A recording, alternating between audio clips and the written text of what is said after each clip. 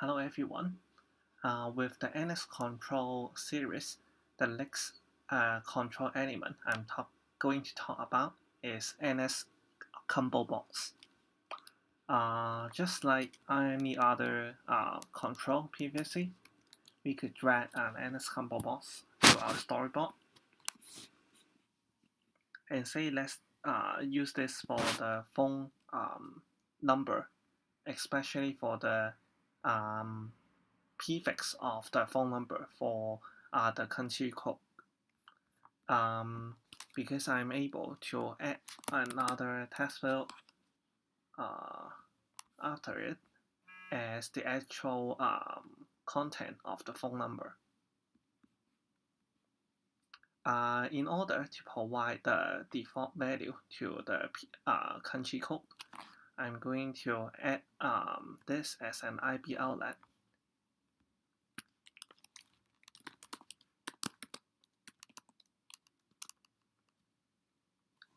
There are two ways to provide the value, or actually three ways.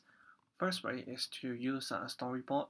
As you can see, there are some values existing in the ComboBox items already. If I run the application right now, the value of these items will be displayed.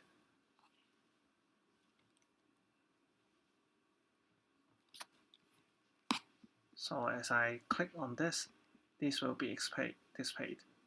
And the nature of ComboBox is that you can input the value, and then it will help you to search or filter the value in the list of the ComboBox.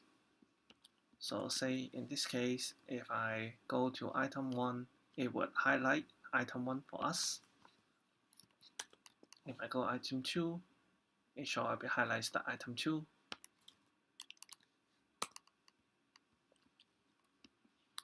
The second way to set up for NSComboBox is to set up just like what we did for gender control.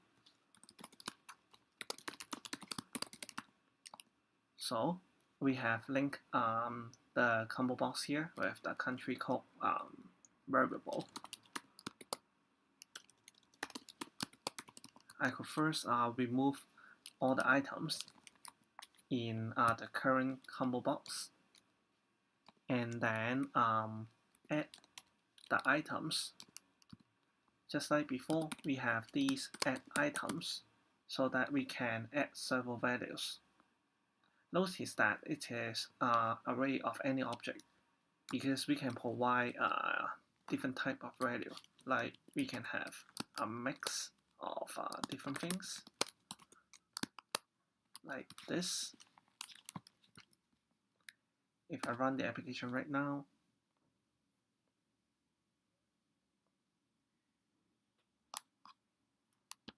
the content are still able to show for different values.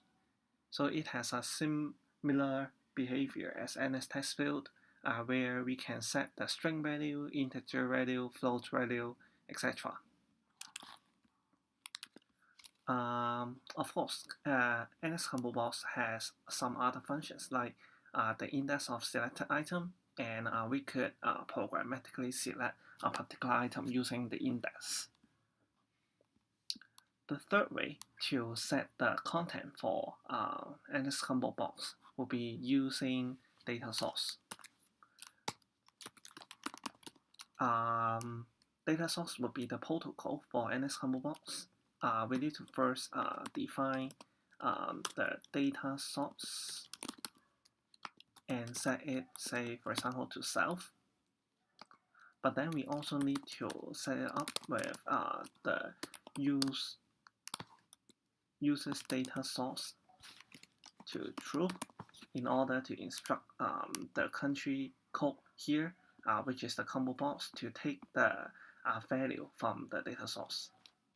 So say I can extend our current view controller class with the NSComboBox data source. There are two methods that are required for this. First, let me define an array for the content of this combo box. Say I call it country codes, and then equal to an array of different values. For instance, I would say like Hong Kong as plus 852,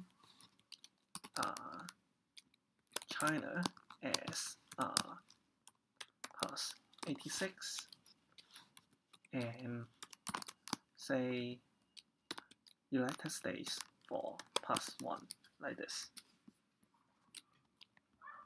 In the NSComboBox data source, I could implement the first method, number of items in combo box, and we could call it as country codes dot count. I should actually return the value of this. This data source method look like those for table view or collection view. So as you can imagine, the other is to actually providing the item at a particular index. The method would be combo box object value for item at index, and then we can simply return the item within the array.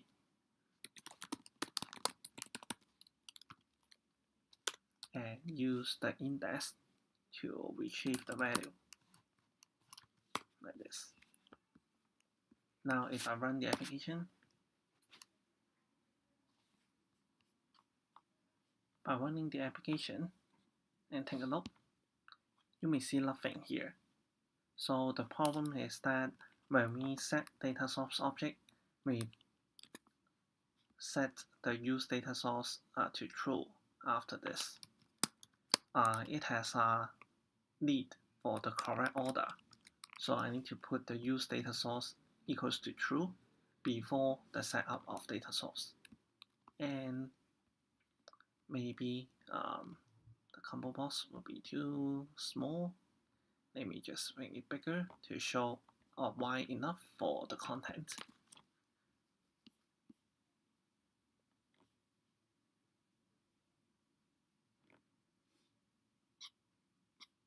Now if I view phone country code, we are able to see the content here. At any point, if you change the content of the country codes array, simply run country code, which is the combo box dot reload data, to refresh the content of it.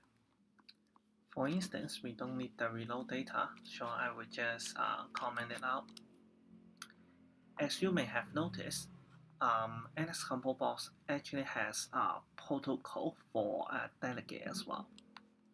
Say I could extend view controller with the NSComboBox delegate. Within, you can find several notification callbacks. Say will pop up, and we could of course print console log, or that includes the combo box current value. Actually we are calling it country code here.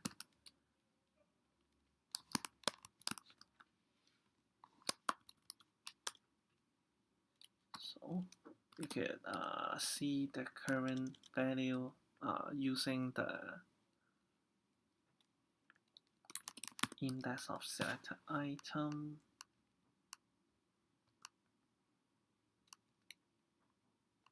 and then access it with the array. But anyway, I can say up like this and print out or do whatever thing you would like to do. But of course, we need to set up the delegate to the combo box as well. For instance, we will say up through .set delegate, and then point it to the object, in this case self, and run the application again.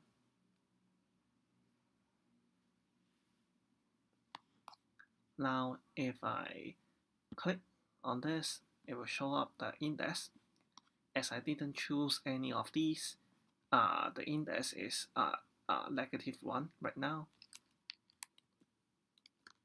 Say if I type one of the value and then not completing yet and pop up the box, it will be still showing as -1 because I didn't choose any of these yet as well. What if I have chosen one of these and then pop up again? Now this time it will show the index of 0, meaning the first item. That's it for today's session on NSComboBox, and we'll be continuing in looking at other NS control in the following sessions. I will see you soon.